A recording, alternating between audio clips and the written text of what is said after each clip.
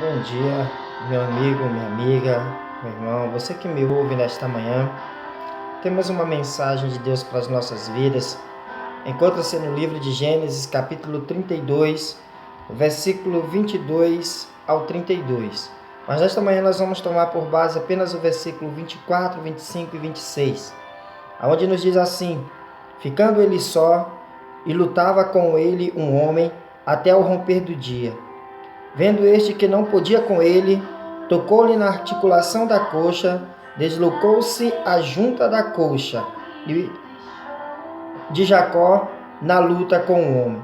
Disse este: deixa-me ir, pois já rompeu o dia. Respondeu Jacó: não te deixarei ir até se não me abençoares. Versículo 30 diz: aquele lugar chamou Jacó de Peniel, pois disse: vi Deus face a face e a minha vida foi salva. A Bíblia revela, irmãos, amigos, que Deus quer usar pessoas para cumprir os seus propósitos aqui na terra. Mas antes disso acontecer, o Senhor ele precisa moldá-lo, ele nos precisa ensinar, ele precisa nos renovar, nos fortalecer. Ele precisa transformarmos em uma nova criatura, para que assim nós possamos ser instrumentos poderosos em suas mãos. Devemos nos colocar à disposição do Senhor e deixar que Ele mude o nosso interior, a nossa vida, que Ele mude o nosso pensamento, que Ele transforme o nosso coração. Nós podemos observar o exemplo de Jacó. Quem era Jacó antes de ter um encontro com Deus? Jacó ele era conhecido como um homem mentiroso, como um homem trapaceiro, como um homem enganador e enrolão. Mas depois que Jacó teve um encontro com Deus no vale de Jaboque, que depois ele muda o nome daquele lugar e passa a chamar-se Peniel, Deus transforma a vida de Jacó. Jacó é transformado, porque ele tomou uma decisão de ser abençoado. Ele tomou uma decisão de que a sua vida fosse mudada, de que a sua vida fosse transformada, pois ele já não aguentava mais viver naquela situação, naquele mundo em que ele vivia de enganador, de trapaceiro. Talvez no final de tarde, porque o texto nos relata que ele passa a noite inteira lutando com um anjo no vale. Talvez naquela tarde ele se levanta e diz para sua esposa: hoje eu vou pedir que Deus mude a história da minha vida, que Deus mude a história da minha casa, do meu casamento.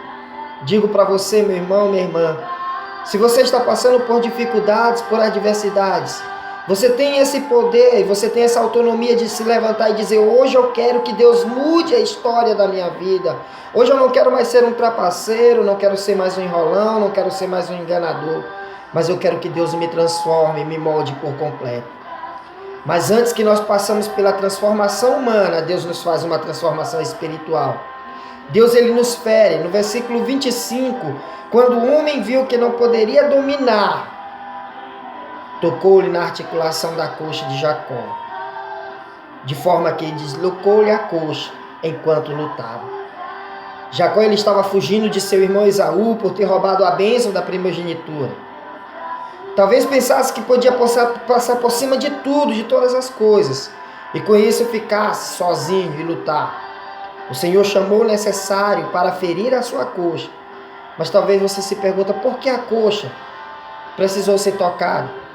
A coxa, na época, simbolizava o membro mais importante do homem, do poder, porque onde fica o osso maior, a parte maior que está localizado o osso mais longo e mais volumoso do corpo humano. E nele também se faziam os juramentos do Antigo Testamento.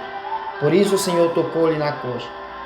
Vimos que Jacó não teve uma experiência espiritual. E geralmente todos que experimentam a presença de Deus adquirem uma autoridade, uma força, uma liberdade maravilhosa. Porém, isso também pode nos prejudicar e nos afastar do Senhor. Pois começamos a achar que somos fortes o bastante, capazes e mais amados do que as outras pessoas. E a presença de Deus em nossa vida, ela não é assim. Ela muda o nosso coração, ela muda a nossa visão, ela transforma tudo ao nosso redor. Se não vigiarmos, podemos esfriar na fé e nos tornarmos orgulhosos e julgadores. Com isso, creio que o ferimento na coxa de Jacó serviu para que ele se lembrasse que Deus é maior que ele, é mais forte que ele, e quem governa é o Espírito Santo de Deus.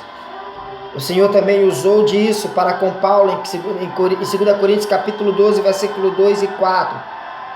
Paulo teve uma experiência espiritual com Deus para impedir que a soberba subisse à sua vida, para impedir que ele se tornasse soberbo. Deus leva ele a uma revelação forte, que foi dado um espinho na carne. Mas o Senhor depois renova a força dele e diz que a graça do Senhor basta. Com a gente acontece a mesma coisa. Somos pecadores. Temos muitas áreas em nossas vidas que desagradam o coração de Deus. Porém, quando decidimos abrir o nosso coração e ficarmos face a face com Deus, Ele, o Senhor, permite que sejamos feridos. Porém, toda dor vem somente para nos fazer bem. Deus nos confronta. Após ser ferido, Jacó foi confrontado. Gênesis 32, 27. O homem lhe perguntou qual é o seu nome. Jacó respondeu a ele. Quando Deus perguntou o seu nome, ele respondeu com firmeza, Jacó. É como se ele estivesse abrindo mão de tudo e dizendo: eu não quero mais ser um trapaceiro, um mentiroso. Ele estava dizendo que era a realidade dele, pois naquela época, para aquele povo, o nome Jacó significava trapaceiro, enrolão, enganador. Na língua daquele povo. Deus fez essa pergunta para confrontar o caráter de Jacó naquela hora. Deus sabia, Deus conhece, e Ele hoje te faz uma pergunta: qual é o teu nome? O que você esconde da presença de Deus? O que você tem escondido, o que você tem guardado dentro de si? Mágoa, tristeza, rancor, sofrimentos. Mas Deus nesta manhã diz: hoje eu vou mudar a história da tua vida, vou mudar o teu nome, vou mudar o teu passado, vou apagar o teu passado, e uma nova página, um novo livro, uma nova história está sendo escrita para a tua vida. Porque Deus, Ele transforma. E disse o homem: seu nome não será mais Jacó, mas sim Israel, porque você lutou com Deus e com homens e venceu. Ferido e confrontado, mas agora transformado. Foi o que o Senhor fez na vida daquele homem, que antes levava uma vida cheia de erros, mas mesmo depois de ter passado em Betel, casa de Deus, em Gênesis capítulo 28, Jacó continuou sendo Jacó, pois não teve uma transformação por dentro, não teve o seu caráter transformado. Ou seja, um homem mentiroso, enganador, que manipulava as pessoas, faltava ser transformado pela glória de Deus, e isso aconteceu depois que ele se dispôs a mudar de mentiroso e trapaceiro. Ele passou a ser chamado de Israel, que significa aquele que luta com Deus. Ou seja, antes ele vivia lutando contra Deus, mas agora ele começaria a lutar ao lado do Senhor para fazer a vontade de Deus. Que transformação você acha? É assim que acontece com a gente também. Quando deixamos Deus nos vencer e nos confrontar, nos tornamos pessoas muito melhores do que éramos, e antes e prontos para fazer a sua obra. Se você também, meu amigo, minha amiga, deseja ser transformado e reconhecido como Israel, se coloque face a face com Deus. Esteja disposto a ser a pessoa que Ele quer que você seja. Esteja disposto a ser mudado, a ser transformado, a dizer: Senhor, hoje eu quero uma transformação, eu não vou deixar o Senhor sair antes que eu seja abençoado. Eu quero a história, o meu nome mudado. Eu não quero mais ser um trapaceiro, um mentiroso. Eu quero o meu caráter transformado. E Deus vai transformar a tua vida, a tua casa, o teu ministério, tudo que você tem, Deus vai transformar. Que Deus em Cristo nos abençoe. E entenda, Ele muda a história, Ele muda o nome e Ele muda a pessoa por completo. Que a graça e a paz de Cristo acompanhe você neste dia. Tenha um dia abençoado.